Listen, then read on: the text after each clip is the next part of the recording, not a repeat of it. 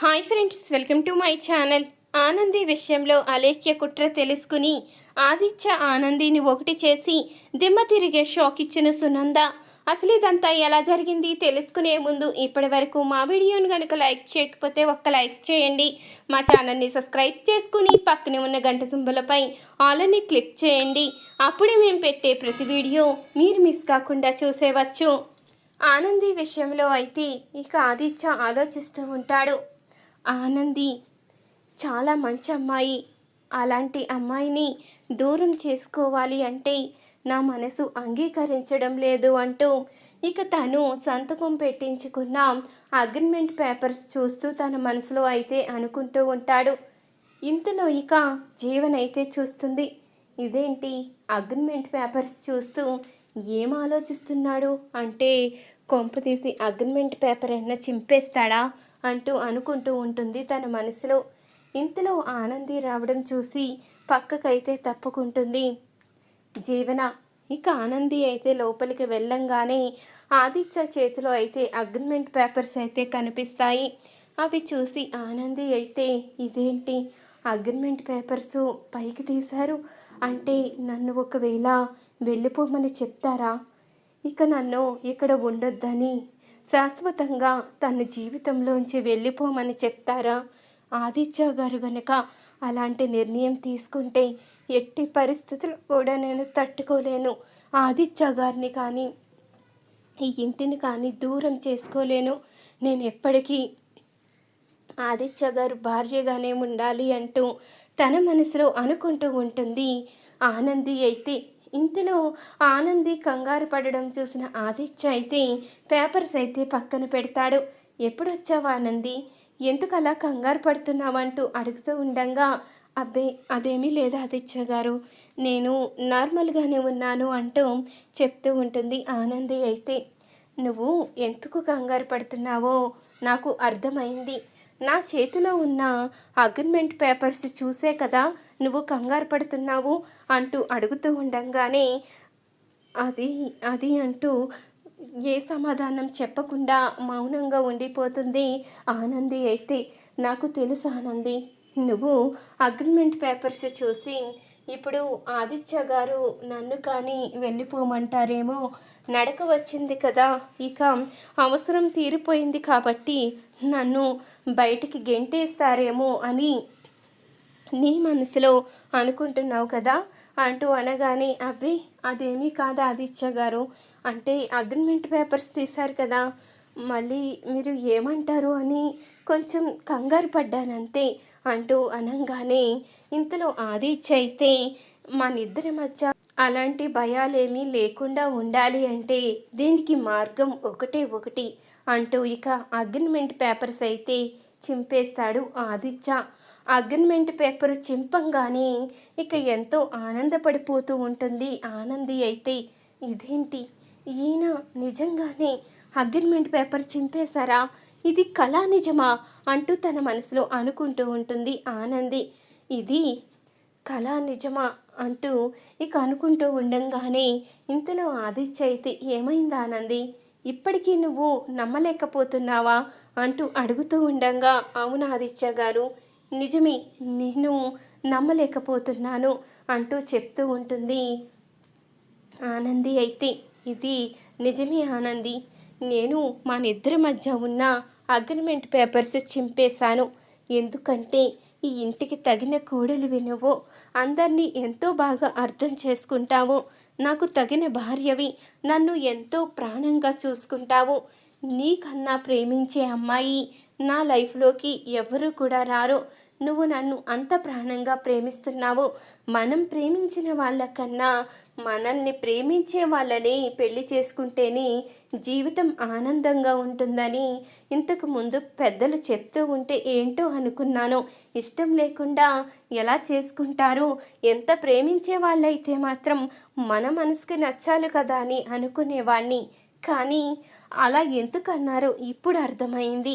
నువ్వు అంత ప్రాణంగా ప్రేమించి నీ ప్రేమంతా నా మీద చూపించావు కాబట్టే ఈరోజు నేను ఇలా నడవగలిగాను, ఇంత సంతోషంగా తిరగగలుగుతున్నాను. అందుకని నా లైఫ్లోంచి నిన్ను ఎప్పటికీ దూరం చేసుకోను అంటూ ఆదిత్య అయితే ఆనందితో చెప్పడంతో ఆనంది కూడా చాలా సంతోషపడిపోతూ ఉంటుంది. ఇంతలో ఈ మాటలు విన్న జీవన మాత్రం కోపంతో రగిలిపోతూ ఉంటుంది. అలా ఎప్పటికీ జరగడానికే వీల్లేదు. వీళ్ళిద్దరూ ఒకటవుతే నా పరిస్థితి ఏంటి?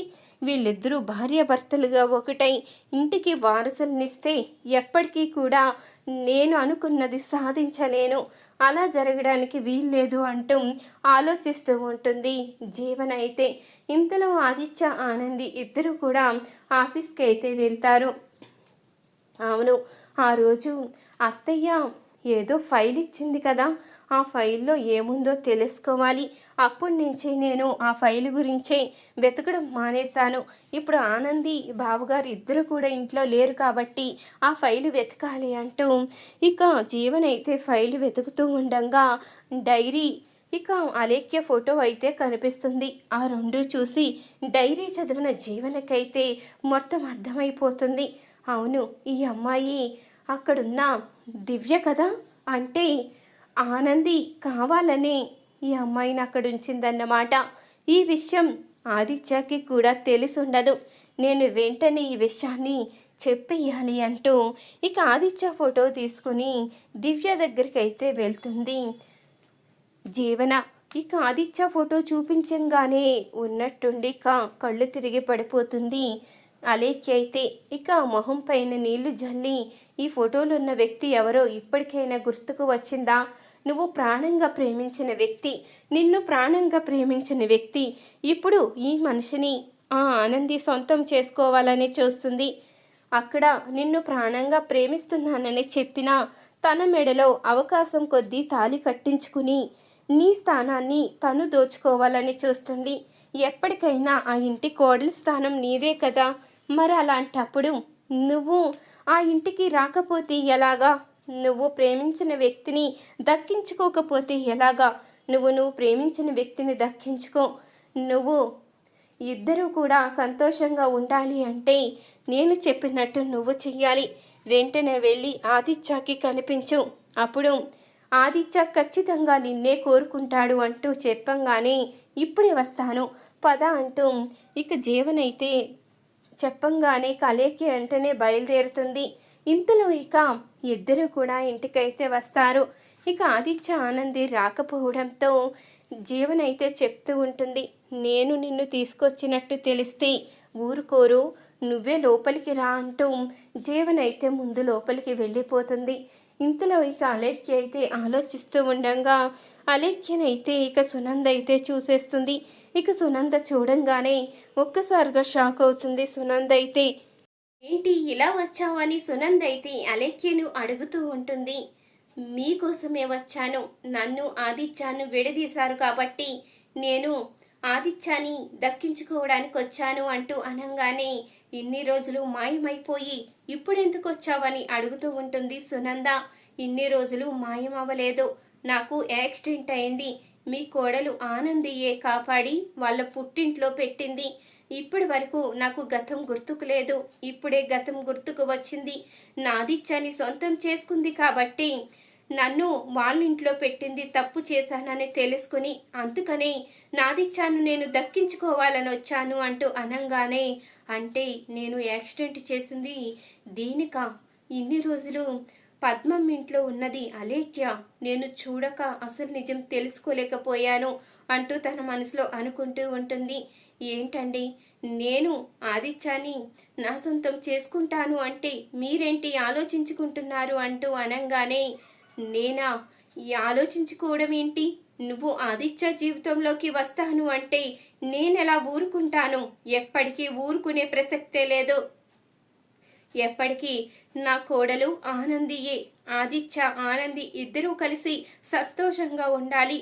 ఇప్పుడే ఆదిత్య ఆనందికి దగ్గరవుతున్నాడుకి వచ్చి గొడవ పెడతాను అంటే ఎలా చూస్తూ ఊరుకుంటాను? నేనుండగా ఎప్పటికీ జరగని పని అంటూ ఇక చెప్పంగానే, లేదు నాకు ఆనంది సహాయం చేసుండొచ్చు, కానీ నేను పెళ్లి చేసుకోవాలి అనుకున్న వ్యక్తిని తను పెళ్లి చేసుకోవడం నాకు నచ్చలేదు. నా ఆదిత్య నాకు కావలసిందే అంటూ అనంగానే, ముందిక్కడి నుంచి వెళ్ళిపోతావా? లేకపోతే పోలీసులకి అప్పగించమంటావా అంటూ అనంగానే ఇక అక్కడి నుంచి అలేఖ్య అయితే వెళ్ళిపోతుంది. ఇక లాభం లేదు, నేను ఖచ్చితంగా ఆదిత్య ఆనంది ఇద్దరికీ కూడా మొదటి రాత్రి ఏర్పాట్లు చెయ్యాలి. వాళ్ళిద్దరూ భార్యాభర్తలుగా ఒకటవుతే ఇక అలేఖ్య వచ్చిన ఆదిత్య ఇంకెప్పటికీ కూడా అలేఖ్యని చేరనివ్వడు. ఆనందికి అన్యాయం చేయడన్న నమ్మకం నాకుంది. వెంటనే వాళ్ళని ఒకటి చెయ్యాలి అంటూ ఇక సునంద అయితే వాళ్ళిద్దరికి మొదటి రాత్రి ఏర్పాట్లు అయితే చేస్తుంది. ఇక వాళ్ళిద్దరిని అయితే భార్యాభర్తలుగా అయితే ఒకటి చేస్తుంది. ఇంతలో ఇక అలేఖ్య అయితే ఆదిత్య కోసం మళ్ళీ రాగానే, ఏంటి నువ్వు వచ్చేది? వాళ్ళిద్దరూ ఎప్పుడో భార్యాభర్తలుగా ఒకటైపోయారు. ఇప్పటి వరకు వాళ్ళు భార్యాభర్తలుగా ఒకటవ్వలేదని, అందుకని నీ సొంతం చేసుకోవాలని అడిగావు కదా, ఇప్పుడు చెప్తున్నాను విను. వాళ్ళకి నిన్నే మొదటి రాత్రి అయిపోయింది. ఇప్పుడు వాళ్ళిద్దరూ భార్యాభర్తలు. ఇక నువ్వు విడదిగలేవు. నువ్వు వచ్చి ఆదిత్యను పెళ్లి చేసుకుంటానని ఆదిత్య ఎదురుకొచ్చి చెప్పినా, నువ్వు నాకు కావాలని అడిగినా, ఇప్పుడు ఆదిత్య మాత్రం ఆనందికి అన్యాయం చేయడానికి మాత్రం ఒప్పుకోడు.